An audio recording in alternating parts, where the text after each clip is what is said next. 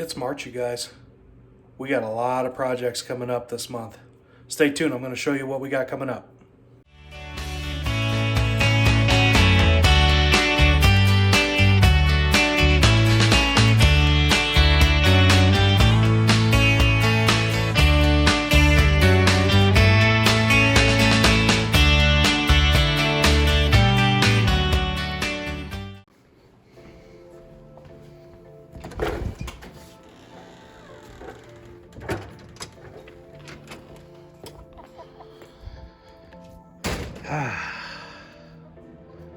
A lot going on this month.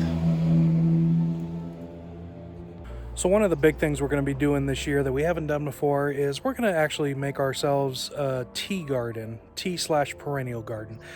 Basically anything that you can use for tea. And what that's going to consist of is we're going to have to tear out lovely little lavender bush here that's actually been kind of dying on us the past couple of years, hasn't been producing as well. But I think we're still going to leave these other two. I think there's still a lot of life in them. We're going to take this ornamental grass out. There is a lilac bush back there, and I'm going to have to get in here with a chainsaw and cut these gals out just so we could get some room in there.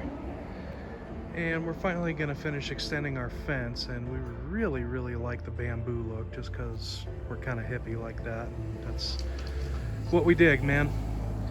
But yeah, I think we're going to get that cleared out, get these rocks out, and then what we plan on doing is having someone come in with some compost, nice little truckload, and we're going to shovel this all in here, and we're going to create a little barrier and hopefully make a nice little habitat for some lovely perennials and mints and lemon balms and whatever you can think of that you could put in tea, something that we want to come back year after year.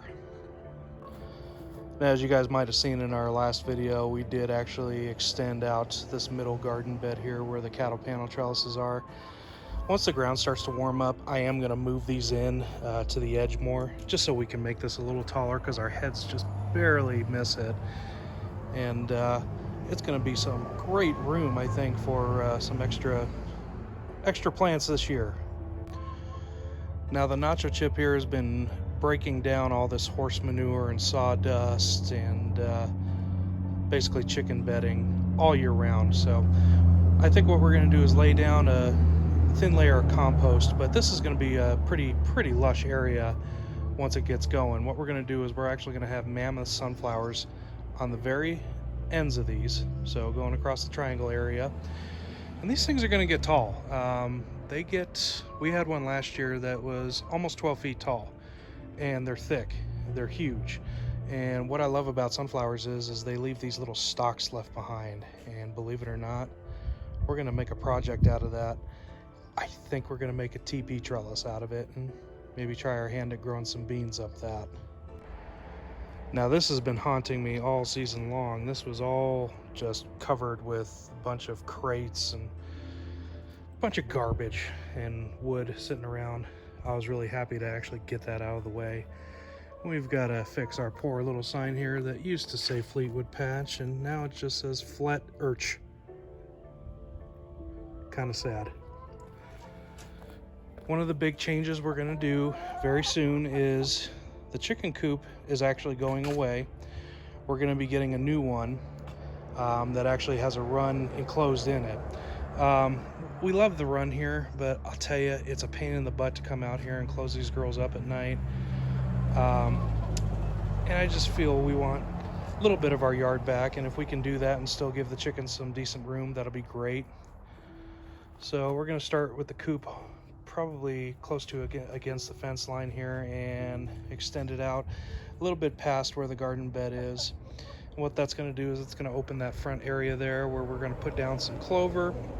We want to try to do cover crop all over the garden this year, and I'm talking in the grass, in the garden beds, but something that's a nice nitrogen fixer that's going to take that carbon out of the air, and it's also going to give the chickens nice snacks to have in the middle of summertime.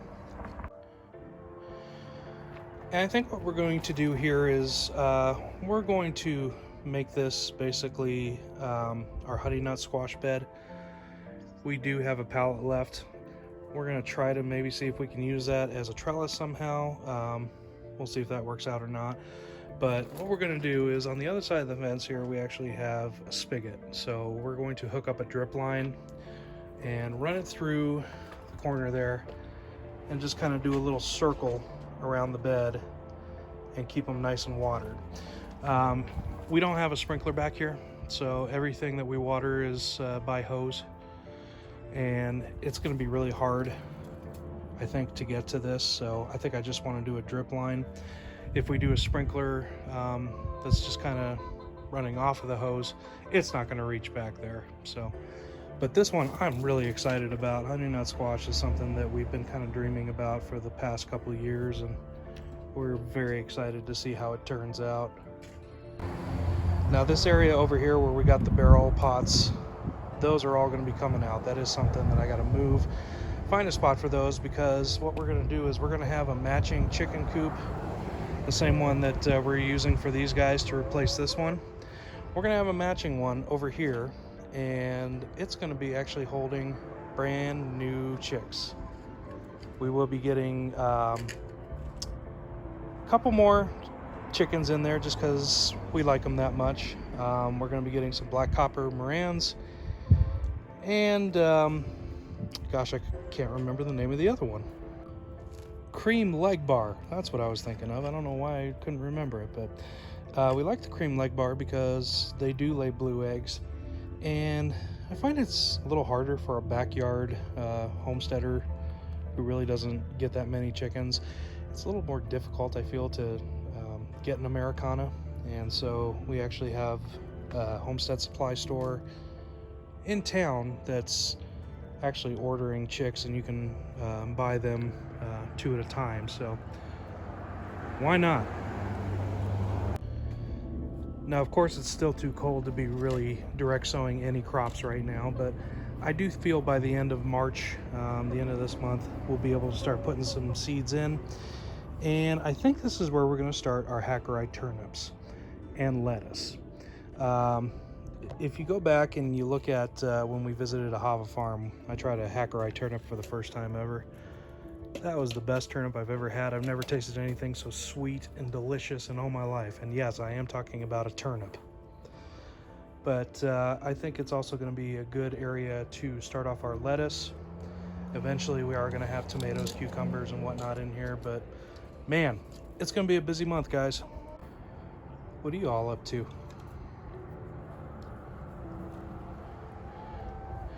So, the interesting part, we've actually been getting nothing but Easter egger eggs. So, basically bluish, greenish eggs is all, which is weird because we actually have barred rocks, and I was told barred rocks actually produce more than Easter eggers.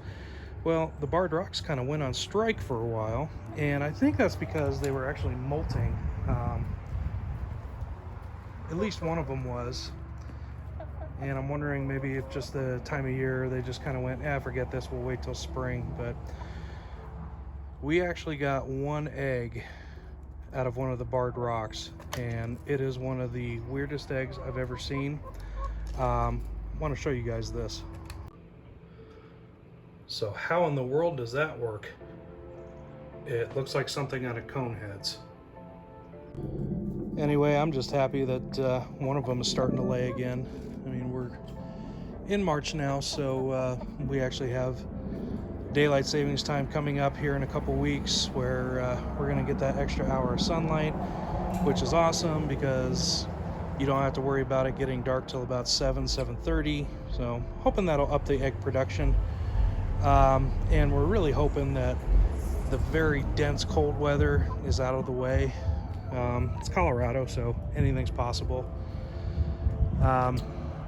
March is usually our snowiest month, so I know we're still going to get snow, but hopefully these ridiculous 0 degree, 15 degree day weather might be behind us, which is what I'm hoping. Cool part about creating all this is it's like having your own canvas that you get to paint on, and you know, the wonders of having a backyard or a homestead, whatever you have, and being able to plan that out and you know, knowing how beautiful it's actually going to look. And we're really excited about it. I've really enjoyed actually being outside. I think just being out in the sun has actually done some good. I kind of sometimes feel like when we're humans in the wintertime, we tend to hibernate a little bit more, don't want to be outside as much.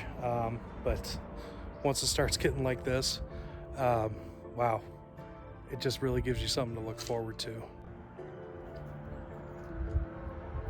A little sunbathing going on today.